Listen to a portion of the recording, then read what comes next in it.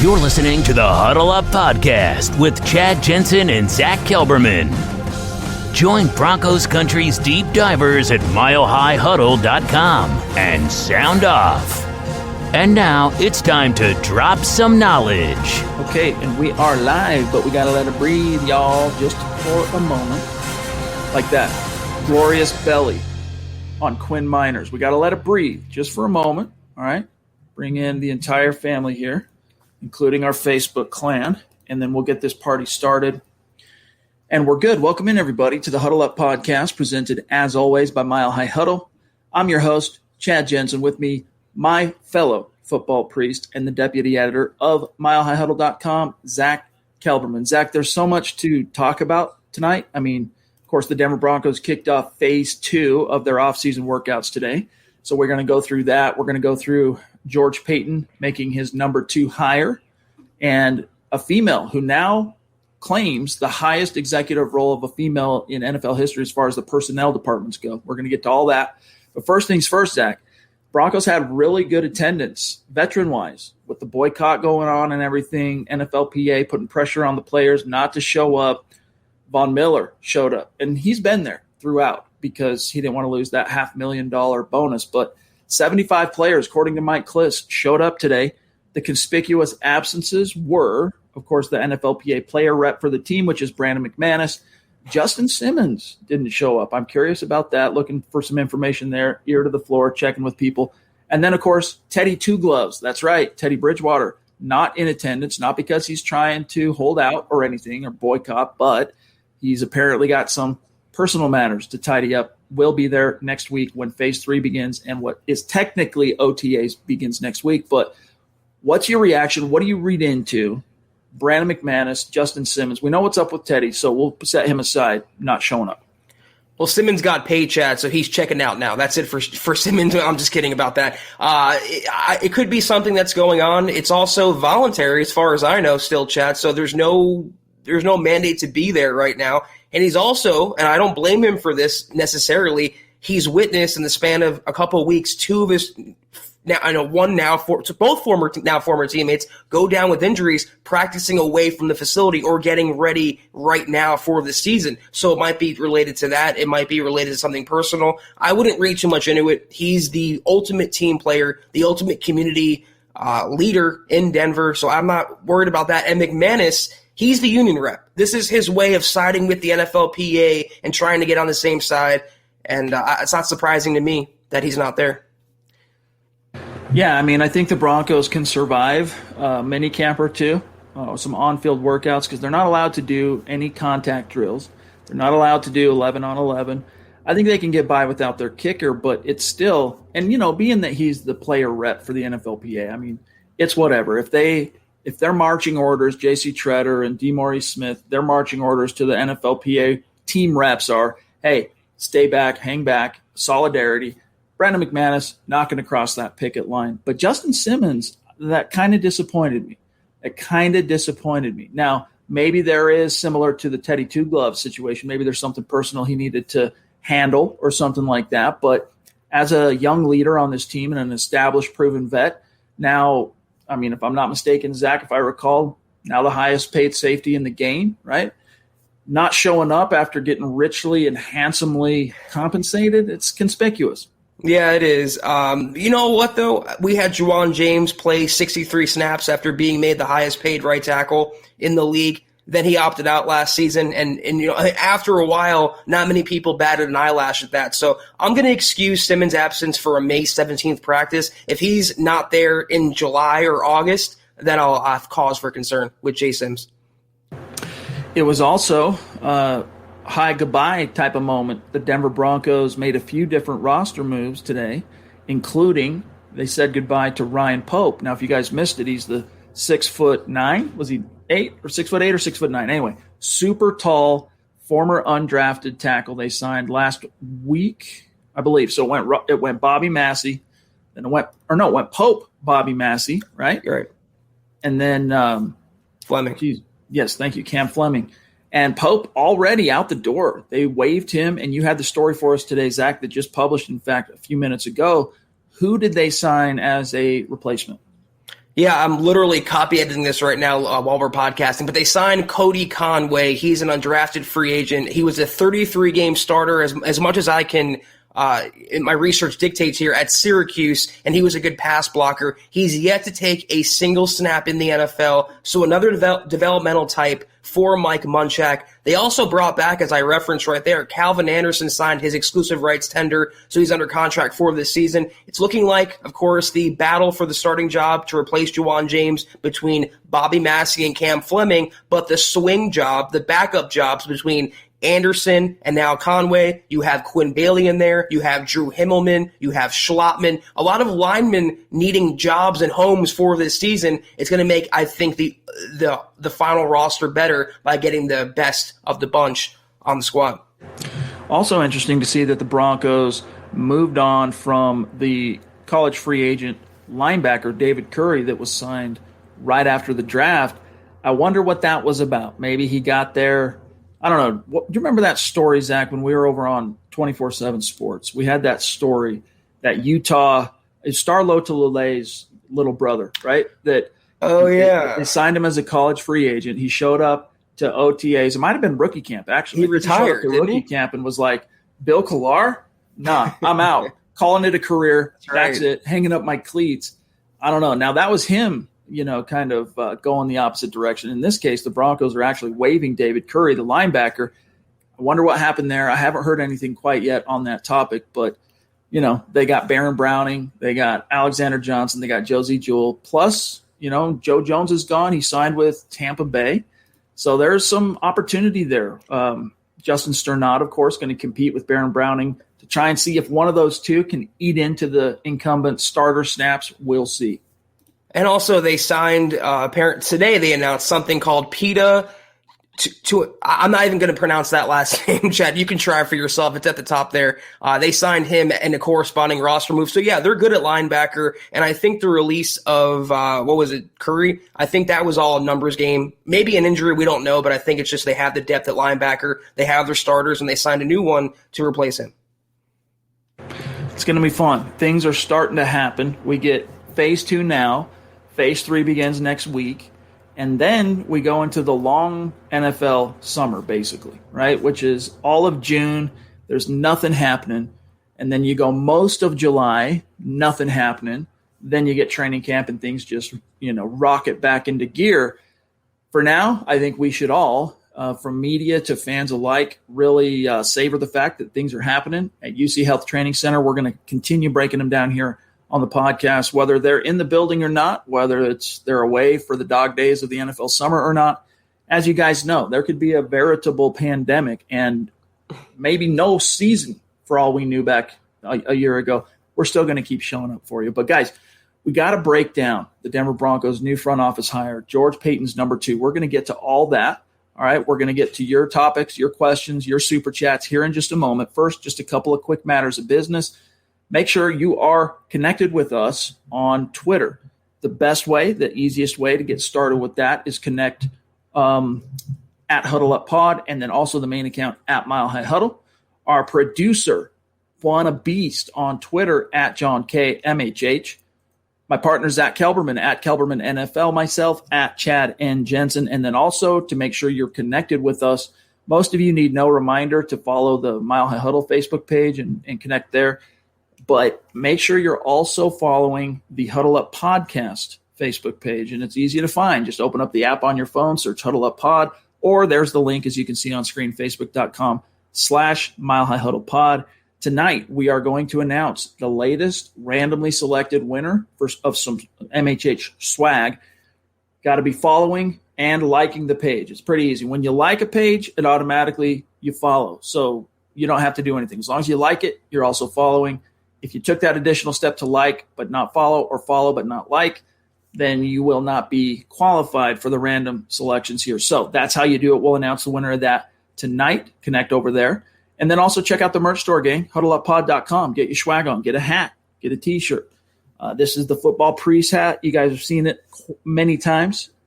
Zach's rocking the MHH dad hat, hoodies, face masks, tank tops.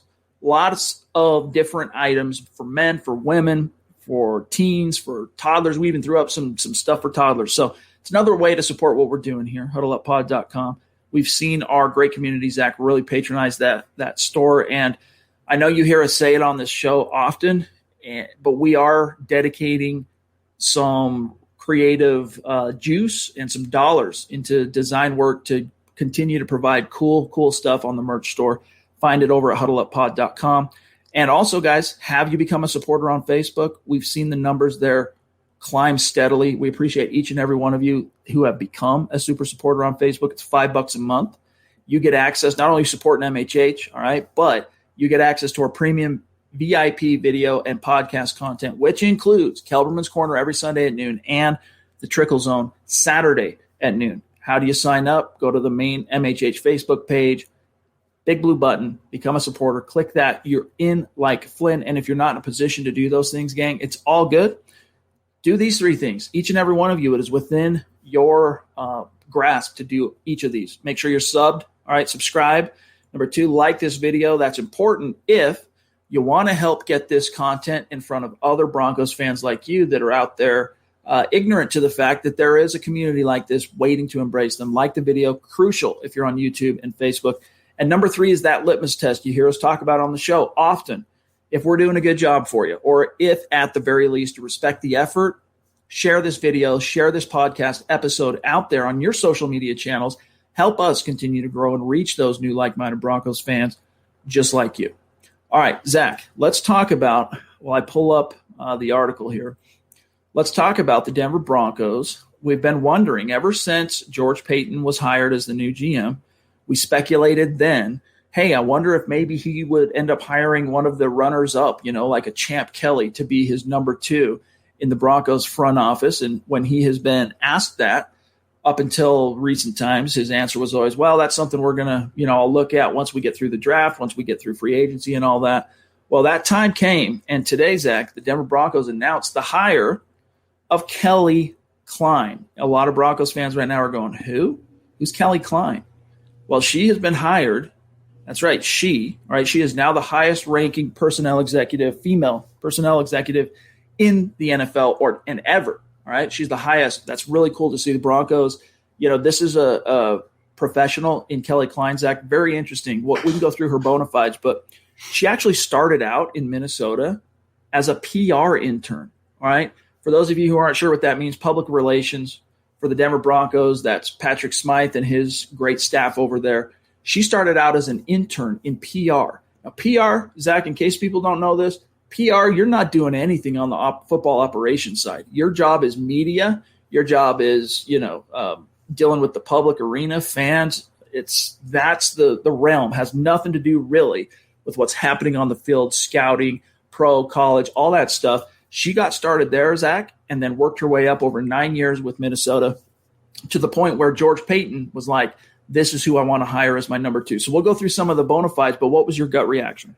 Well, I really do have to commend Denver. They seem every single year in every facet to be just breaking through these glass ceilings in racial issues, social issues, no matter what's going on the field, off the field. They're always kind of setting the bar for the rest of the NFL. So for that, I commend them. I'm not going to speak ill of Kelly Klein. I don't know too much about her, but I have read her bio. She did work closely with George Paton in Minnesota. She has scouting bona fides. And I think it could be a nice little boon, a nice little right-hand man to have for Paton as he transitions away from the Elway era into his era. And it's like his Matt Russell. It's his just number 2, his deputy assistant to kind of help scouting, help break down some of the responsibilities. I can't hate it too much, Chad. I don't want to speak too much of it, though, because I'm not intimately familiar with her background. I mean, so often these number 2s that end up getting hired and promoted they're ubiquitous and no one really knows who they are. They're in the background. I mean, you try and search her name, for example, on any of the image sites that we use to get, images, whether it's USA Today or Getty, you're not going to find anything because if you're not the GM, no one's taking pictures of you. And that's just pictures, let alone people, generally speaking, even knowing who you are. Now, in her case, Zach, there was actually quite a bit of PR scrutiny on her in Minnesota because of her relatively fast rise through the personnel ranks there in Minnesota. There are some really cool little features that different national media outlets have done on her from NBC Sports to others that you can go and research and find on YouTube. Really interesting story. I mean, she literally learned about the game of football by working there, by time on task, by reps, by being the person that went from being a PR intern to working with scouts and to scouting players and understanding film and understanding, how coverages work and this and that. Right. She started from scratch, and to as someone who never played the game, right? She'll tell you that she never played football. She had to really learn on the fly. She didn't consider herself a football expert. She just loved the game, and she was serious about her career. And so every opportunity she was given in Minnesota, she attacked it with aplomb. And I want to get to what George Paton had to say about her. I want to get to a few more points about her bona fides. But real quick, shout out to Muhammad, jumping in early on Super Chat. Appreciate you, my friend. MHH resident male model. What's up, bro? Love you. He says, the CEO and the dragon in the house. Hashtag the beast. Giving a shout out and a tip of the cap to Buana Beast. Muhammad again, dude. It's so much better doing these shows when you're in the chat. So love you, buddy. I was trying to act like a dragon and no fire came out. We need some CGI, I think, for that. Yeah. John, come on, dude. Get on that. Go to school. Go to 4 years of technical college so that you can do that for us. Yeah, okay? so you can give me fire. Get on that. In the corner of my mouth. Let me see here real quick, John. I want to go back to this story here talking about Kelly Klein.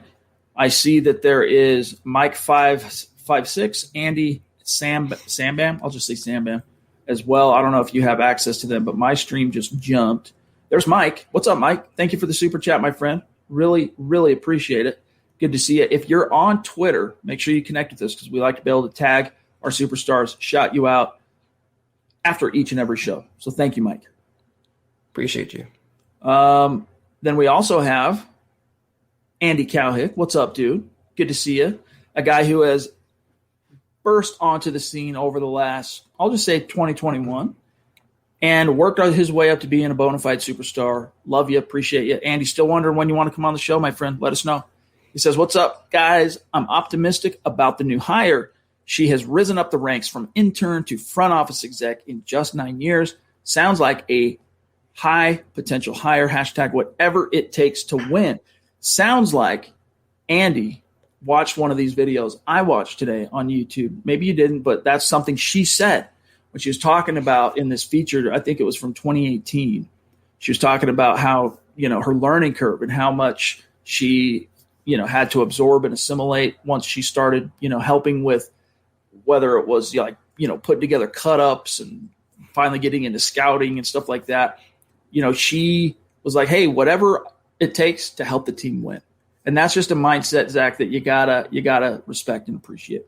Yeah, I respect anyone who has the work ethic and the drive and the commitment to get to where they want to be. And for her to start out at the bottom of the totem pole and rise to the top of the totem pole or near the top is truly commendable. I want to make just one quick segue point, though, about this hire. People are wondering why it was made now. And I wanted to say this after the draft, but what first-year GMs tend to do is right after the draft, they replace much of, if not all of the scouts in the scouting department. They get their own guys in there. It happens almost every single time with every GM. So this might not be, Chad, the last shoe to drop among the scouting staff or the front office. Peyton, as he assimilates himself into Death Valley more and more, he's going to get more of his guys and gals in the building as well.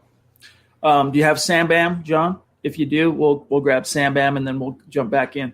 Hey, man, appreciate you. You have been active the last couple of weeks. It's been really cool to see, my friend. Keep it up. And we love the question, too. He says, yo, Chad and Zach, what kind of season do you think Bradley Chubb will have? If he does well, do you think he gets a midseason contract extension, or will that be later? I think he has Khalil Mack potential. Yeah, he's been compared to Khalil Mack quite often since he came out of NC State. And what kind of season? Knock on wood. He stays healthy, and I think he will. I think this is a double-digit sack guy, especially having Vaughn back. Together in 2018, let's see, Vaughn had 14.5, Bradley had 12, so that's 26.5 sacks between the two of them. Something similar to that is in store, provided they can both stay on the field.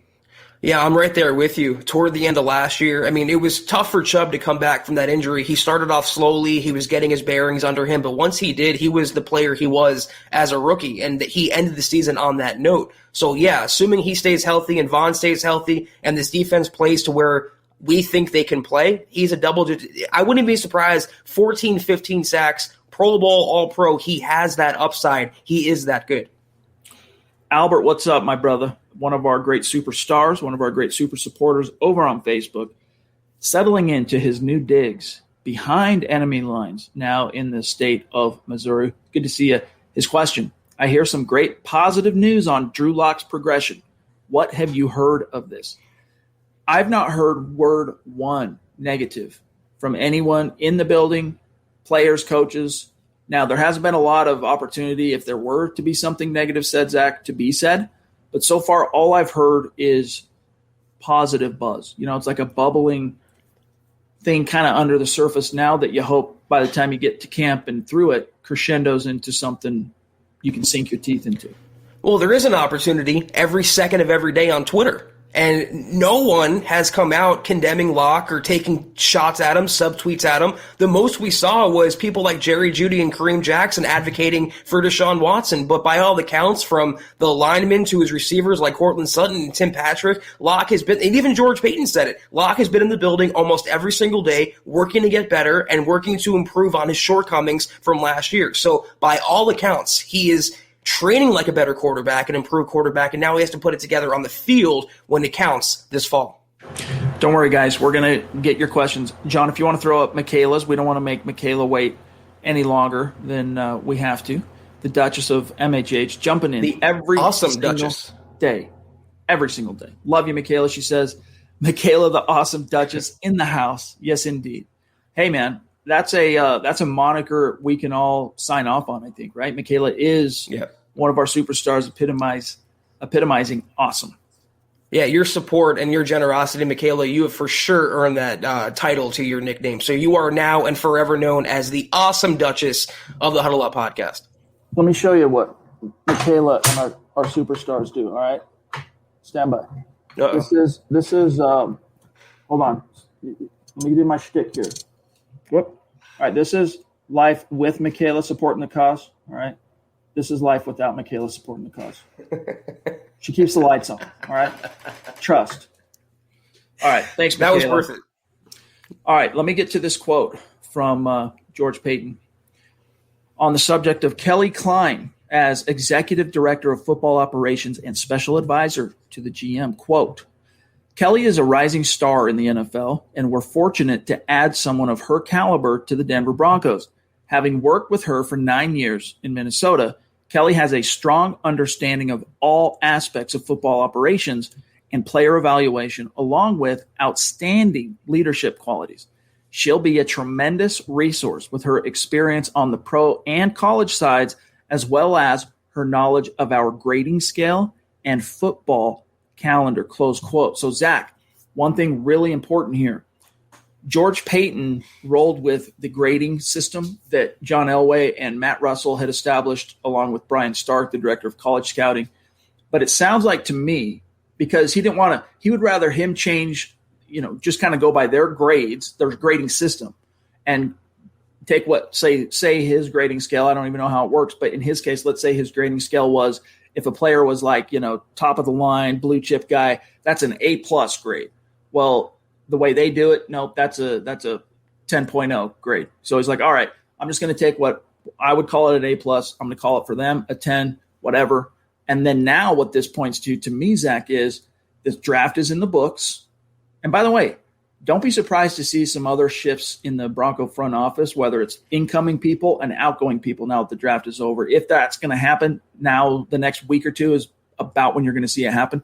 But this tells me that officially the system that he used that was in place already, even though it had a utility and they got through and had a pretty well lauded draft, they're going to switch back to the one he was comfortable with and used to in Minnesota. And she's going to be a big part in helping to assimilate that for the Broncos. Exactly. And this could be a giant prelude and a foreshadow to what Paton could do next offseason if Fangio doesn't work out this year, because he's going to get his own guys and gals in the building and get his own coaches, his own scouts, his own right-hand people next to him because it's familiarity. He doesn't necessarily know Brian Stark. He doesn't necessarily know anyone in the Broncos building. They were all foisted upon him. But now that it's his job and his baby and he's given full autonomy. And by the way, does this now prove that it's Paton's team? I mean, there was lingering questioning out there as to whether Elway was pulling the strings from behind. No, Elway is out of the picture. He has an office, and that's about it. It is Paton's team and Paton's operation, and he's going to continue to surround himself with people that think exactly like he does. He was there today, though, for what it's worth. John Elway showed up today for phase 2 of off-season workouts, but I concur that his, day-to-day finger on the pulse of what's going on, the grind, the operations. That's not his bag anymore. He's the 10,000-foot guy. He's the macro guy. You need something. You need an opinion. If I need to step in on a big issue, you need someone to sign off on this trade package for Aaron Rodgers. I'm that guy. But the grind, that starts with Paton, and that workload also now will be shouldered with Kelly Klein. Travis, what's up on Facebook? Good to see you, buddy. Appreciate you. He says, just ready to see our Broncos get back on top, no doubt. One of our great super supporters there, including Brad Murdoch as well. Good evening to you, my friend. Great to have you. So that's Kelly Klein. I guess there's one last thing, Zach, that I'd like to touch on real quick. Let me just switch over to here. Let me stop the stream on that and go over to the press release we got from the team today. Here's a few other things I want to read about Kelly Klein. All right. She's going to serve as the primary liaison for the Broncos football operations and maintain significant responsibilities with pro and college scouting. She'll be involved in all aspects of the Broncos personnel department, including player eval, NFL draft, free agency preparations, and day-to-day football administration. All right, she's going to report directly to Paton, and Klein will oversee the Broncos video and equipment departments while collaborating across many other areas throughout the organization. This is her 10th year in the league. And, of course, all 9 of her previous were spent with the Vikings. And I love this, the fact that she started out as a PR intern and worked her way up. Here's the titles she actually held over those years.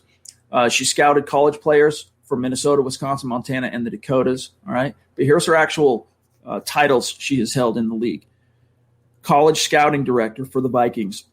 So Brian Stark, who interviewed, was one of the 5 interviews for the GM job. That's what she did for the Vikings. That's the title she held for the Vikings for 4 years. Scouting assistant back in 2014, scouting administration intern. So she went from being PR intern, her step up was going to being a scouting administration intern, and then her full-time, hey, we're offering you a full gig here aboard the team, Zach, was 2014 when she became a scouting assistant. Yeah, it's very respectable, and I commend her work ethic, and I congratulate her on getting to where she is right now. But it's not out of the realm of possibility to think the future of the Broncos organization could be Brittany Bolin and Kelly Klein. All right, let me see where we are at. We got one from Tom up there in Canada. What's up, bro? Love you. He says, how do you think players will react to a female authority? Look, I don't think it's that big of a deal, to be frank with you. That same feature, I watched a few different features on her today, just trying to learn up on her. And she, in one of them, I can't recall which one, I want to say it was the NBC Sports one, but she talked about how one of the limitations to her gender is that, maybe some of the other scouts or people in the personnel department that are male would have no compunction of, I need to talk to this player about X. I'm going to go ahead and walk into the locker room and talk to him. You can't really do that if you're the opposite gender, just because dudes are walking around. You never know what might be hanging out, right? And so there is, what's the right word, Zach? Ethics. There's I common courtesy. It's part of it, Yeah, but that's just not something you don't. It's like Ghostbusters. You don't mix the streams. All right. It's just from a professional perspective. Those are two things you keep separate. Major League, the movie, that was fictional, right? You're not going to see the owner, who was a woman, down in the locker room with the dudes in the jock straps. Other than that, Zach, I see there being zero issue, zero problem with the fact that she is female. And like you said, I think it's commendable. Tip your cap to the Broncos, who continue to strive, I think, to find the best candidates that are allowing them to not only improve the team in the best way possible, but also they're breaking those glass ceilings. And it's, they're setting trends. They're breaking molds in the league. I think that's something Pat Bowlen, the late Pat Bowlen, he's looking down on and smiling about. Yeah, the only downside is they can't trade for Deshaun Watson now. But right. In terms of it's a joke, people. Yeah, don't cancel me, guys. In terms of Klein, though, she's not their boss. George Paton is. So there is not going to have any reaction one way or the other. She's going to do her thing in the front office, assist the GM, and the players are going to react positively or negatively toward him, not her. And by the way, I just skipped. I think it was Jamal Killings said this. It kind of goes hand in glove, because if Brittany Bowlen ends up truly, emerging victorious in this court battle and ends up getting the, signed off by all the Bowlen children. I've lost count now how many there are. 7? 8? I think there's 8. But if she does, female owner, that's cool too. So you're going to have, I believe it would be, am I missing something here, Zach? Would Brittany Bowlen become the first female sole owner in the NFL? I'm trying the Bears owner, McCaskey. Yeah. And the Titans, Amy Strunk, didn't she own the team before she sold it? So there's been, I think, a couple already. But that's on the ownership side. But even still, it's cool if that's how it shakes out. Female at the top from an ownership perspective, top lieutenant of the GM, female. And if she does well and the Broncos do well as a team, that's upward mobility for her. And I think it'll allow other NFL teams who might maybe, if there is any skepticism out there about those glass ceiling limitations, to look past them and just simply hire the best people, regardless of gender, for the job. Yeah, they can be the poster team, not just for the NFL, but for all of sports, to have women leading a charge as ownership potentially and the GM potentially. So I think it's a glass ceiling the Broncos are at the forefront of, while everyone else is down there still hanging out on the floor level. All right, let me quickly, John, real quick, I want to just check the back end, because we've got a very active chat tonight. I love seeing it. We need Shane Daniels, Shane and Zyka, and then we're current with where I'm at, just FYI. What's up, Shane? Appreciate you, bro. And thank you for doing one of these in the mentions on Twitter and saying, hey, guys, it's me, Shane. This is because, again, guys, I want to remind you so often. In fact, Zach, I would want to say it's probably, 75% of the time, the Twitter account is not the same handle, and it has nothing that you could look at and go, oh, yeah, I recognize that as Shane Daniels on YouTube, as an example. So that's why we're telling you, when you follow your superstar, do one of these in the mentions so we know, hey, that's Shane. And we'll follow back, and now we know how to keep tabs and keep in touch with each other. So I'm glad you did that, Shane. He says, Bridgewater is not showing up to OTAs, but Locke is. Do you think this will have an effect on the coach's QB decisions? Hashtag let him hate. Hashtag rooting for Locke. I really don't at this stage. I think whatever those personal reasons he has to tidy up, according to Mike Kliss, I'm using his verbiage, tidying up personal issues. My guess, Zach, is it has something to do with a moving truck, has something to do with packing things up and making a move from East Coast. I mean, in the Carolinas, I'm sure is where he was set up, to the Rocky Mountains, and he probably needs to, tidy up that business. I mean, it's been a whirlwind the last 2 weeks. I mean, what was it? Day before the draft, that was April 29th was the draft. So April 28th was when that trade was consummated. He hasn't had all the time in the world to, get that stuff done. So I imagine it's something to that effect, but that's still me speculating. Whatever it is, the coaches know exactly what's going on. They've approved it. When he gets back, I think Vic Fangio going to stay true to what he set up to this point, and you're going to see the Broncos really kind of force a close to 50-50 rep split, even those guys like Zach and I question the wisdom of that. It seems like they're hell-bent to do that. Oh, boy. I hope not another Henry Ruggs incident while he's moving, getting pinned between moving trucks. It has to be some veritable excuse. Otherwise, you want him there absorbing the reps, because Locke's been in the system. He knows the playbook. He knows his teammates. Bridgewater knows nothing of that. And your head coach just declared a 50-50 open competition, and you're not going to be there for the first practice. So he better have an excuse. He better either hopefully not be hurt or family emergency, something, Chad, because if he's just not showing up voluntarily, not the greatest look, but again, voluntary. If he's not there for the mandatory practices next month, then we'll be concerned. Shout out to Tyler on Twitter. Appreciate you, bro. Glad to have you with us. Let him hate indeed. Zyka, what's going on, my friend? Always great having you in the chat. He says, appreciate you guys as always. I know it's just some early practice throws, but Locke looks done with the BS, laser focused, so hyped for this year. Very interesting topic you bring up there about looking focused. We've heard that, Zach, from multiple guys, players, right, this offseason, from Tim Patrick to Cortland Sutton last week. And then yesterday, Keith Cummings published an article that was very, very interesting, Zach. I'm going to pull it up here. That, we've got our eyes and our feelers. That's why you guys read at milehighhuddle.com. Because instead of trying to keep up with all the different channels out there that might be covering the Denver Broncos, that, a player shows up on this podcast and says something noteworthy or this and that, we're going to catch all that stuff. We're the eyes and the ears. Where our ear is low to the floor. And in this case, it paid dividends for Broncos country because Keith found this interview. Let me pull up a quote here. Melvin Gordon, all right, talking about Drew Lock, all right, and talking about just overall his mindset, what he's seeing, what he's hearing. Quote, I think them bringing Teddy here, giving Drew that competition. That now this was on the let me credit. This is the NFL Total Access Locker Room podcast. Quote, I think them bringing Teddy here, giving him that competition, says Melvin Gordon, I think that's really going to bring out the best in Drew. I think we are definitely going to see another Drew, another side of him. I think we just are going to see more confidence. I can tell in meetings already that he's taking on that. You can see it. You can see it. Like just the way he talks, you can tell the confidence. He's been battling. It's just like he hears the noise, Gordon said. And now he's talking about the negativity, the criticism, and then all the rumors, every quarterback under the sun, Broncos getting tied to. We all like to say, talking about players, we all like to say that we're ignoring it, but we hear it. We hear it. And he hears it. I think he's just got to get over that, man. He's got the swagger. He's got the confidence. He's fearless out there. He's not afraid to chance it and give a guy an opportunity. So, Zach, Melvin Gordon is, in fact, confirming what Zyka is saying here about a newly laser-focused Drew Lock.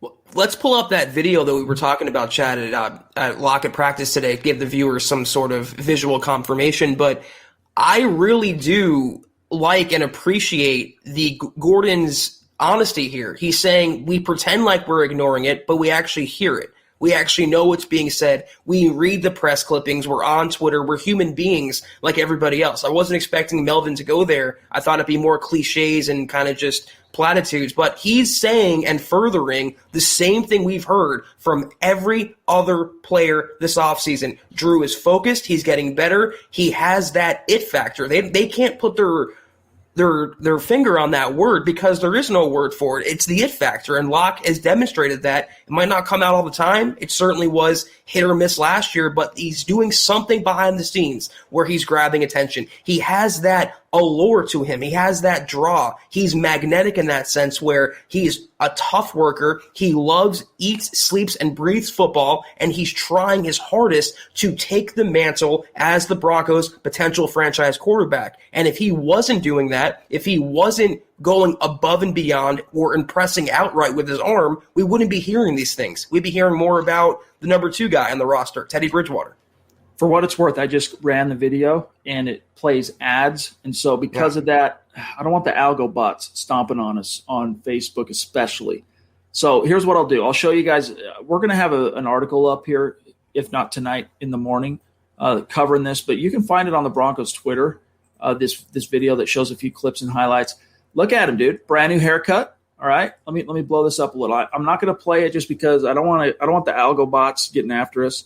But look at him. I mean, does this look like a serious person to you? Okay. This dude's serious, bro. Check out his haircut. All right. This guy's high and tight, Zach. He looks slim too. I don't think he's eating, Chad. He's a man about his business. Yep.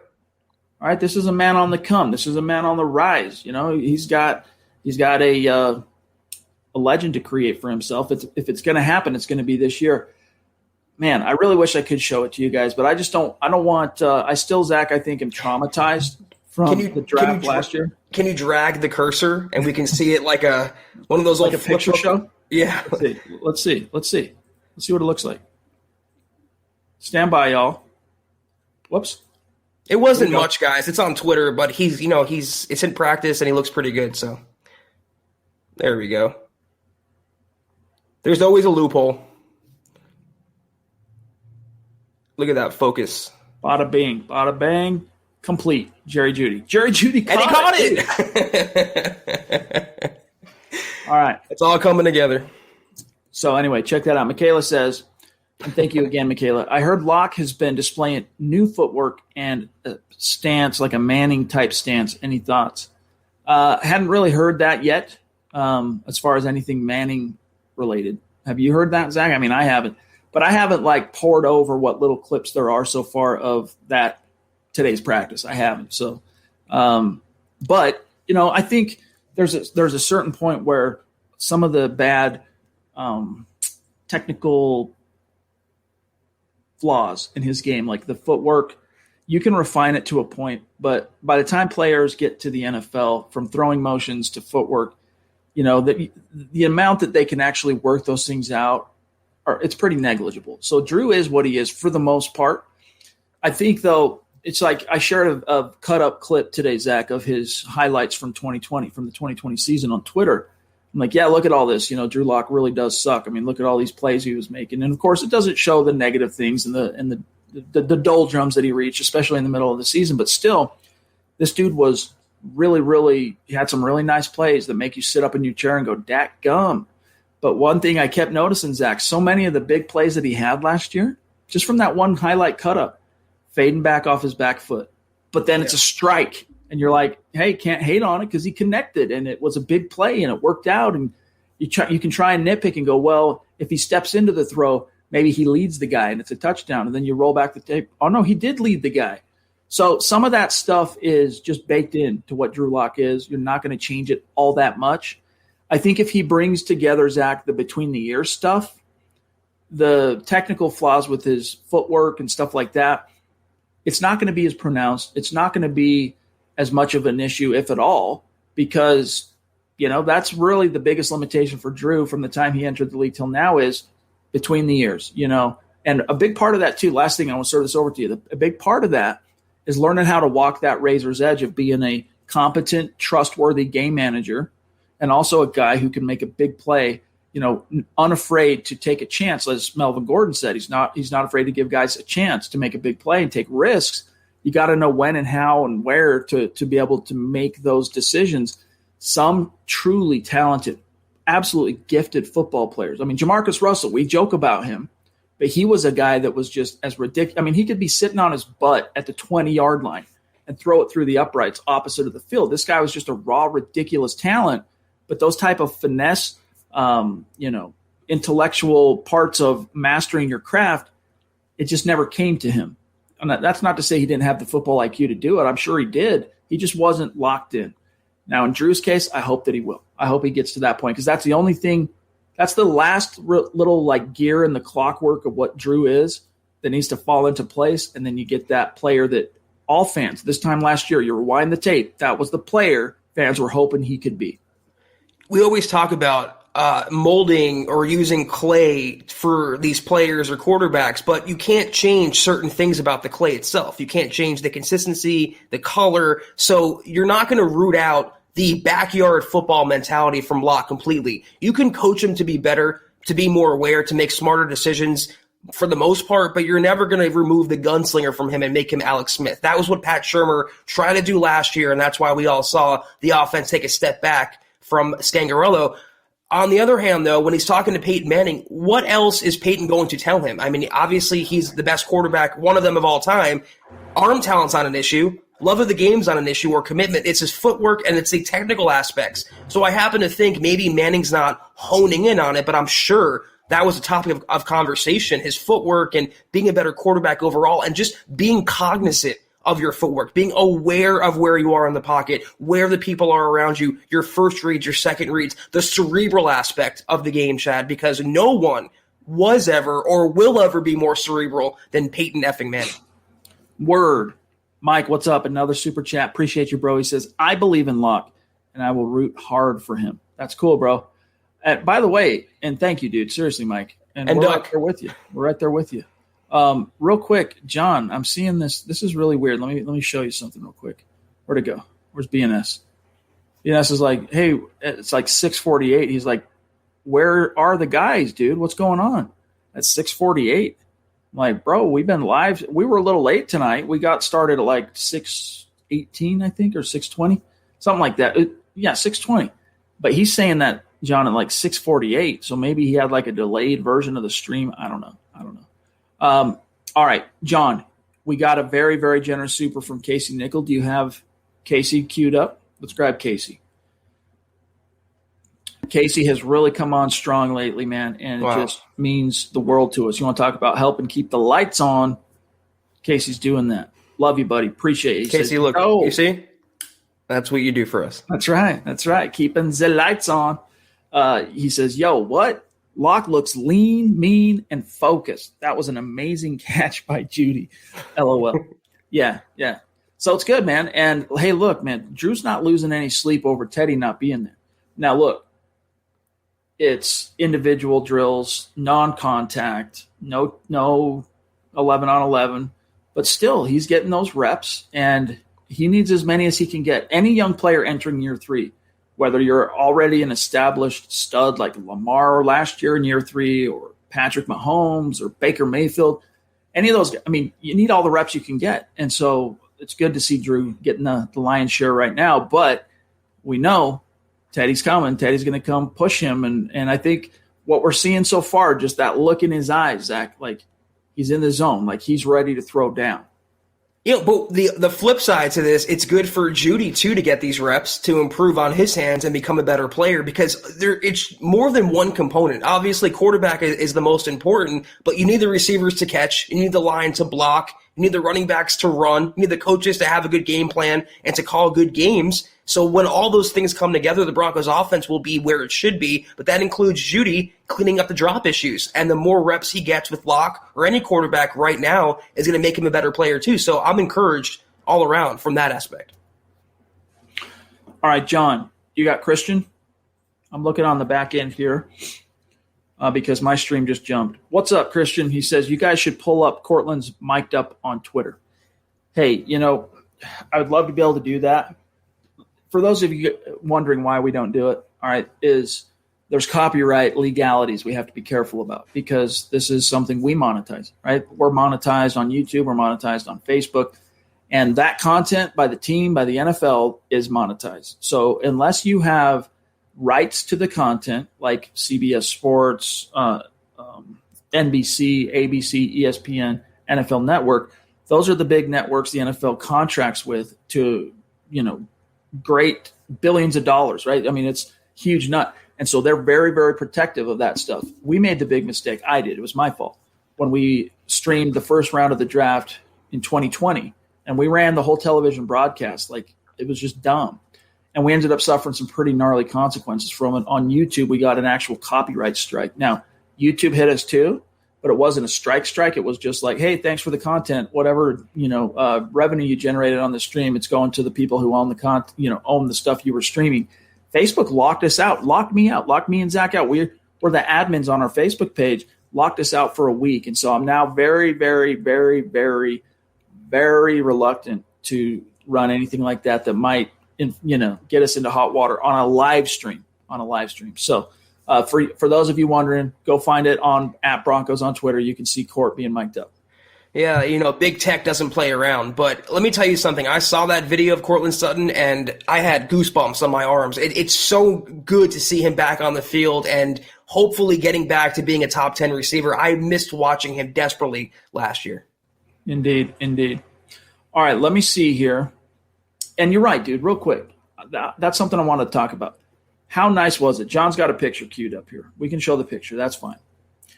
How nice is it to see Courtland Sutton out there running around? And just like this morning, Zach, they shared a quick clip, the Broncos Twitter did, of him just chopping it up with his teammates, high-fiving Tim Patrick, high-fiving Jerry Jeudy. And it's just a solid feeling, man. You're just like, all right, the gang's all here. The band is back together.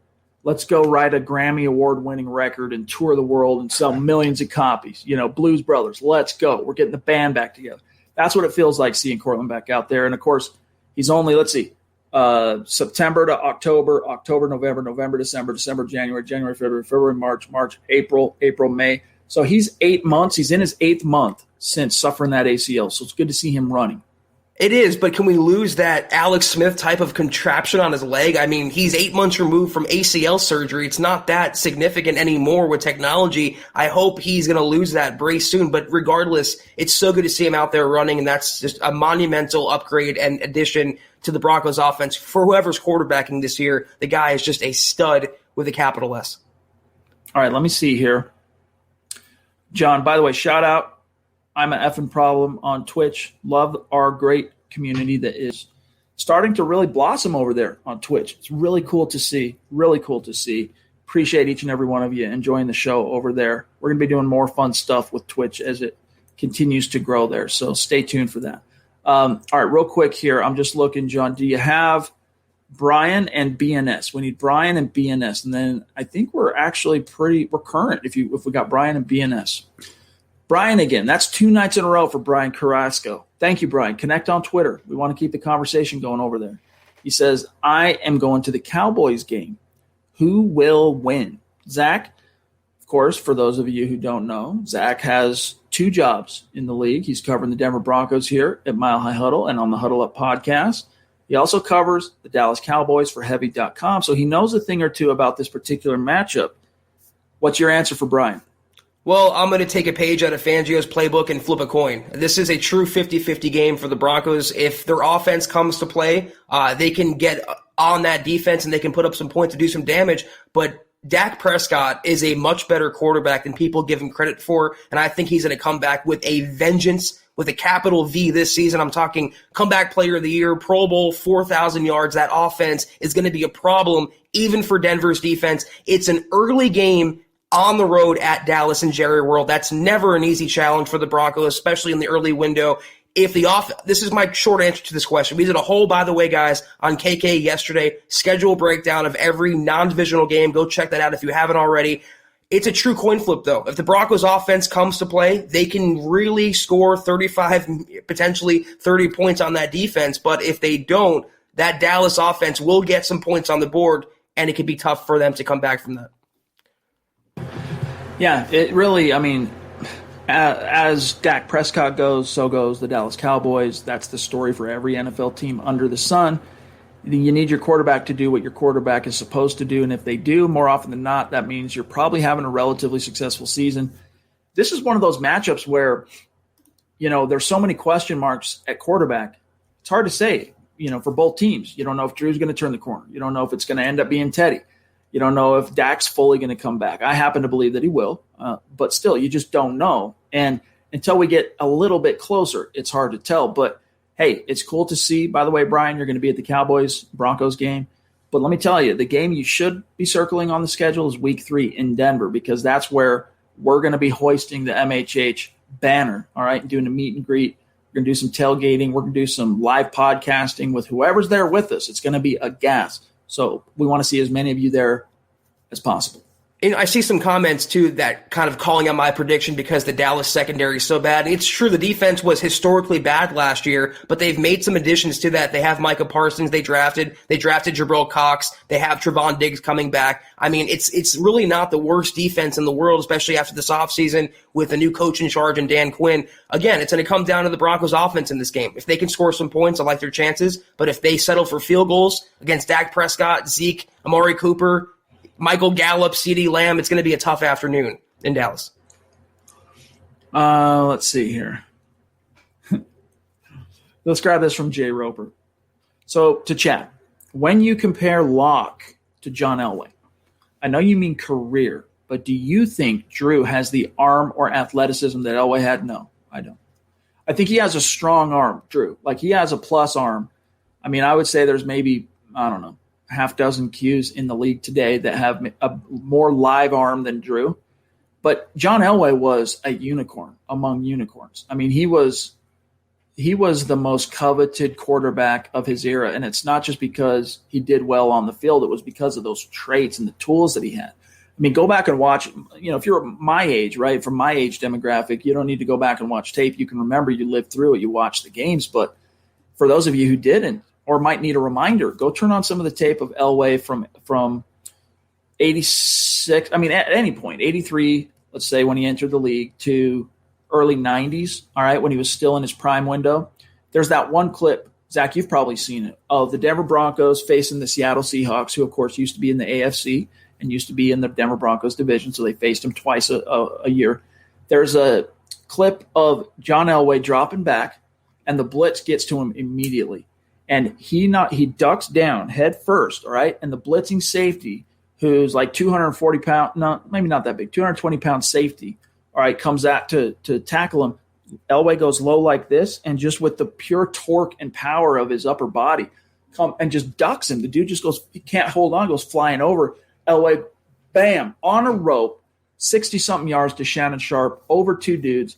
That's just the type of raw force of nature, athletic prowess that Elway brought to the table. And Drew, he's like I don't even want to say he's an Elway light in terms of that athletic prowess. Jay Cutler was an Elway light in terms of his raw ability. Now, he didn't have it up here the same way Elway did, as far as just being that dedicated pro, competitor's competitor.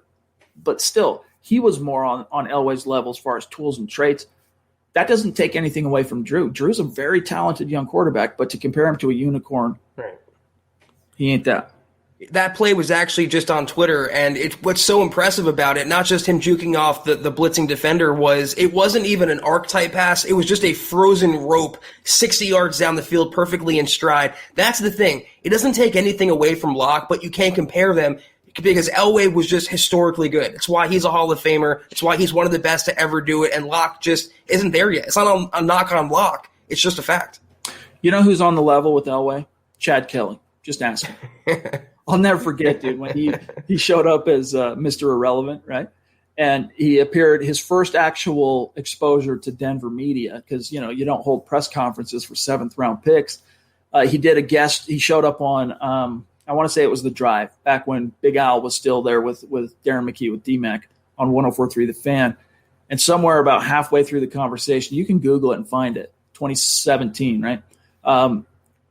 Halfway through the conversation, I think it's Al, actually, that asks him, who are, he brings up a bunch of different Hall of Fame studs, including Elway, including Brett Favre, including a few different guys, who would you compare yourself, including his uncle, Jim Kelly, Hall of Famer, right? Who would you compare yourself to? And actually, now that I think about it, I'm not sure Al did lead him that way. Who would you compare yourself to in terms of some of the all-time cues? And he's like, yeah, Elway, Favre. Yeah, I'm like those guys. And I was like, man, you got to love the confidence and whatnot. But that's the living legend in his own mind that Chad Kelly was. And, hey, man, more power to him. More power to him. Yeah, good old swag. Rage Against the Machine. Yes, Rage Against the Algo Bots. BNS, what's up, bro? Hopefully your stream's on the timeline where it needs to be. Love you, buddy. Locke is the guy, and we'll be baking some serious pies. Agreed. I really do. My gut is telling me that.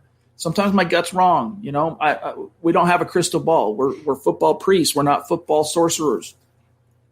My gut's telling me Drew's going to have a really impressive bounce back type of year and silence a lot of those haters. But only time will tell. Yeah, BNS, if you need some distribution for those crow pies, hit me up. I'm your man. I'll be happy to dish those out like the baker that I am. Tom, what's up again, bro? Even Sutton said today that it was nice to hear Drew calling a play. He's a Locke believer. Yes, he is.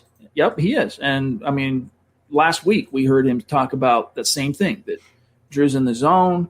He's going to have a year. It's going to be fun to see. All right, Zach, we're at 58 minutes here. Let me just see on the back end if we missed anybody. I don't think we did. Here's one from EA Shalom on YouTube. Interesting. Who are some quarterbacks who've been in a battle after being the man who have gone on to win a ring?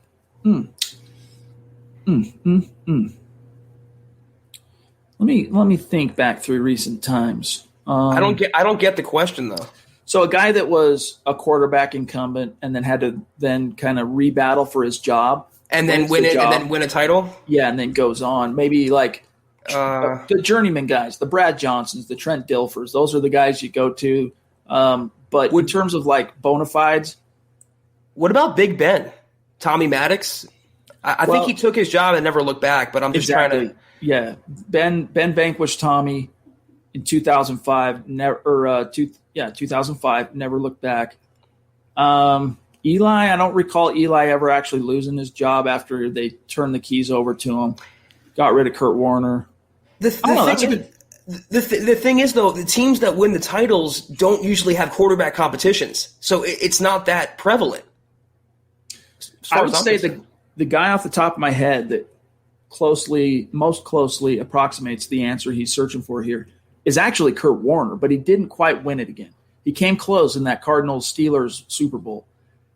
I mean, if it wasn't for just a miraculous catch by Santonio Holmes in the end zone, he does complete that circle, and he actually beats Paton to that distinction of being the first quarterback to win a ring as a starter with two different teams. Tom Brady now joins Peyton Manning as the only two Qs to do that. And of course, he almost got there, did Kurt Warner. That's a really interesting question, though. All right, we are about out of time. John, I want to just really quickly circle back and shout out our Facebook peeps. So bear with me one sec. And I think there's one or two more. Eric, what's up, Eric? Good to see you, buddy. He says, and are you on Twitter, Eric? I was looking for you the last time I saw you in the super chat, and I couldn't find you. So if you're on Twitter and you're connected, do one of these in our mentions. And if you're not, connect with us there, dude. He says, I appreciate the level-headed commentary from you cats. Talking in absolutes about Locke is nuts after 18 games to me. It will be way sweeter to watch a guy we drafted win some playoff games than a rental.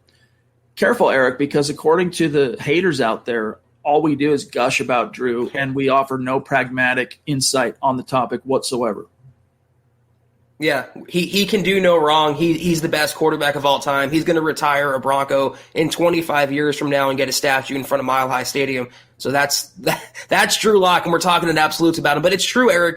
It's such a small sample size, especially for a young quarterback in the NFL. He didn't have a full rookie season. Last year was cut short due to various factors, and we're just looking for him to get a fair shot in his third year. And if he doesn't do well with that shot, he deserves to be yanked. It's really, really simple.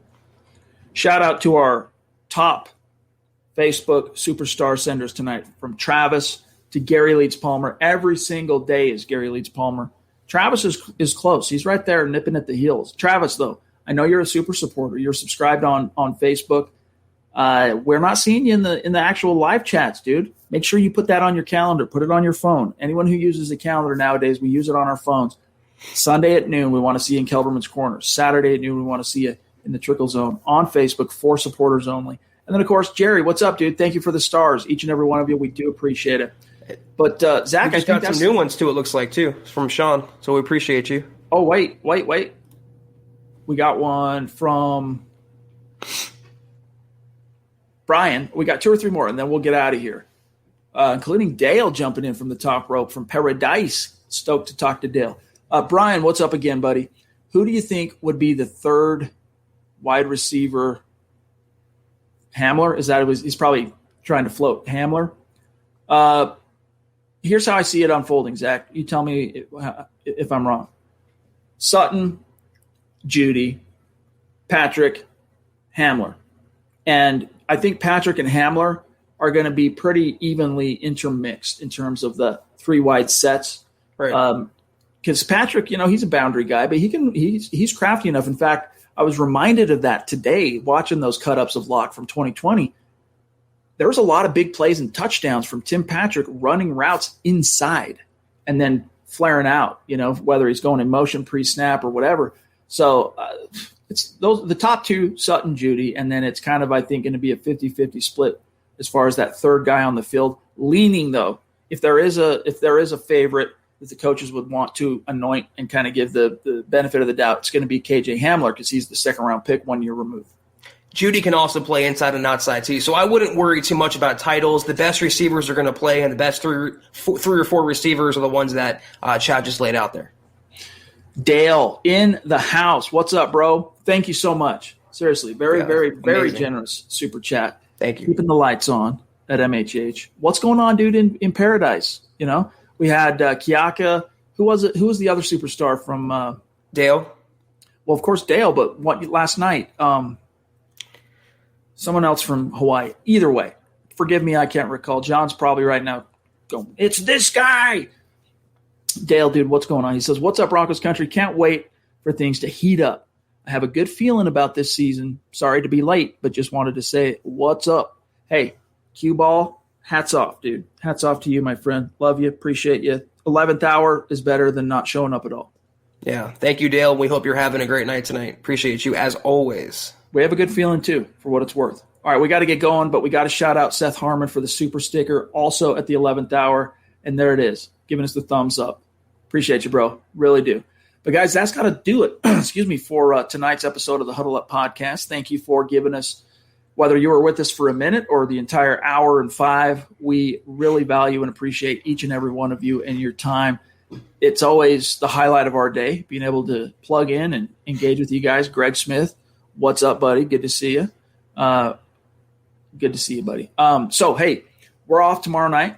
Smash the like button, as Dale said. Guys, do it right now. If you're on YouTube and Facebook, smash the like button. I'm told, Zach, we don't use that phraseology enough, the whole smash the like button thing. Yeah. All right. We'll pander. Smash the like button, y'all. Okay, we need you. It's going to help get this content in front of other Broncos fans. But we're off tomorrow night. We'll be back Wednesday night. And who do we have Wednesday night? I think it's Tyler. It is. We have Tyler He Randall. reached out to us on Twitter, yeah. Excited to have him on. It's going to be fun. So stay tuned. Maybe we'll have some media availability between now and then. We'll get to hear from some players. But, Zach, sign us on out of here, bro, and have a good start to your week. You as well, and John, you as well, and thank you for every single one of you in the chat. Be sure to follow the Huddle Up Pod at Huddle Up Pod on Twitter. You can follow the Mother account at Mile High Huddle. You can follow Chad at Chad and I always do that. I'm the one that screwed that up. I always do that. John, you deserve the shout out. Follow our wonderful producer, John K, at John K MHH. You can follow Chad at Chad N. Jensen, myself at Kelberman NFL. Be sure to check out the Huddle Up Pod store at huddleuppod.com and get yourself a hat, a shirt, anything you want, anything that tickles your fancy is up there. Guys, I promise you, if you're not a subscriber, go to facebook.com/milehighhuddle, click the big blue button, and you're in. Kelberman's Corner on Sunday at noon, Trickle Zone Saturday at noon, premium content. We go a little longer, a little deeper, a little more fun. It's a different flavor. I promise you'll enjoy it. But even if you can't do any of those things, we understand and we appreciate you still. Just subscribe, like, and share. It helps us grow and reach new people. We appreciate it more than you know. I almost forgot to announce let me make sure I got the name spelling right. The winner of tonight's swag giveaway. As someone who is both following and liking the Huddle Up Podcast Facebook page, let me make sure I got the spelling right. And where'd it go? Oh, there it is. Yep, I got it. Okay, so if you guys want in on this, all you got to do is like and follow, and it could be your name drawn out of the hat. Tony Raines, congrats. Thank you for following the page and liking the page. Send us an email, milehighhuddle@gmail.com. We'll get your shipping address, your T-shirt size, and we'll send you out a little thank you. So, Tony Raines, congrats to you, my dog. Don't forget to send us that email, and we'll get you your T-shirt out. We have a last-minute super from Sam, $10 super. Appreciate you so much, Sam, at the buzzer. He goes, I truly think the potential we thought Locke had after 2019 will be relevant this year. 2020 was a crazy BS year. You got that right. I fully believe we will have our franchise quarterback for the next 15 years in Locke. Sam, I love the optimism. I'm right there with you in the Locke fandom. I don't know about guaranteeing 15 years with Drew, but I will take at least 2021 and go from there. I'm confident he will prove a lot of the haters wrong, Chad, and make a lot of people eat that nasty, disgusting crow in 2021.